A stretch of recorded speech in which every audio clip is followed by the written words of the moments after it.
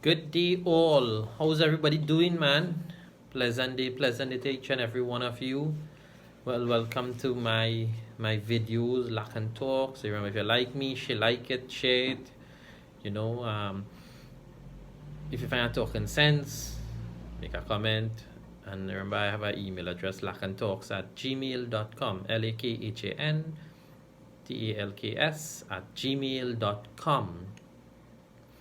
So this morning I got a call from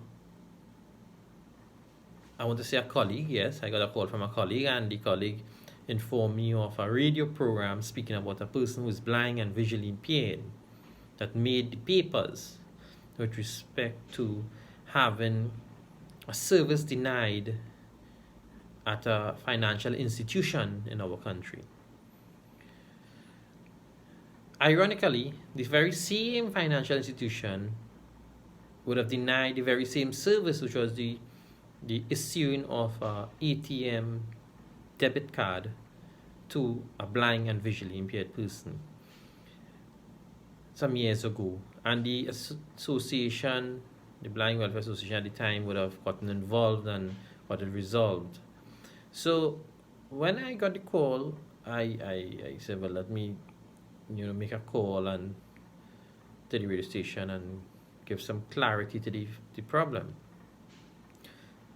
I did so, and I informed them of what I just said of some years ago, what took place, and so on and so on.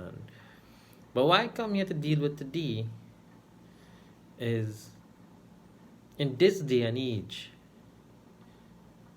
at this time, with COVID-19 measures, with everything going online, and everything have to be virtual, and everything has to be without one-on-one contact, why in God's name we still having problems with organizations and institutions having problems, such as banks, to give, or this particular bank I should say, give ATM cards?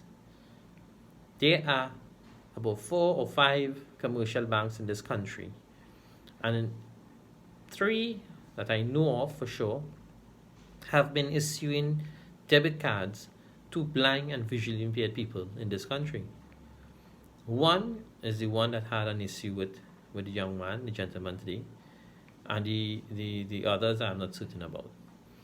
But I'm saying we have been using debit cards for many years now, and I'm certain probably since the inception of ATM machines, debit card would have been issued to a person who's blind and visually impaired within Trinidad and Tobago. And today, to hear a bank still having issues with a person who's blind and visually impaired utilizing ATM machines is so archaic, so ridiculous, so unfortunate, and so illiterate of the bank itself. Because if you are having concerns about it, why not reach out to the institutions that deal with persons who are blind and visually impaired and find out? Why don't you reach out to other institutions, commercial institutions like yourself, and find out? You all have a big association, banking association at Trinidad and Tobago, but find out from them what's going on. But to come out blatantly and deny a person who is blind and visually impaired the right or the service, it is such a disrespect. I tell the person, leave the bank, go to another one. Do you know one of the banks in this country has instituted audio, or what we call, audio audio instructions on how to use the ATM machines? So when you go to the ATM machine, you go with your personal headphone and you plug it in into the 1.8 port there, and automatically the screen goes blank, so nobody else around you can see it. And then you get the instructions via audio on how to proceed with your withdrawal. A bank in Trinidad, I'm not speaking about a bank somewhere else in the world, I'm talking about in Trinidad, is doing this presently. And using the link system, if I go with one bank card to this particular bank that I'm not a member of, I could still access that function. So to hear this nonsense about a person blind being refused an ATM debit card, it's so, I don't know, I don't use the wrong words on this chat now, on this video, but it's ridiculous. Persons who are blind visually, they have credit cards too. Credit card come with PIN numbers now. Debit card have that for a while. Why are we still allowing this?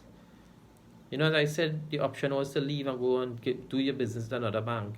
But I'm saying, why should we still have to go through this?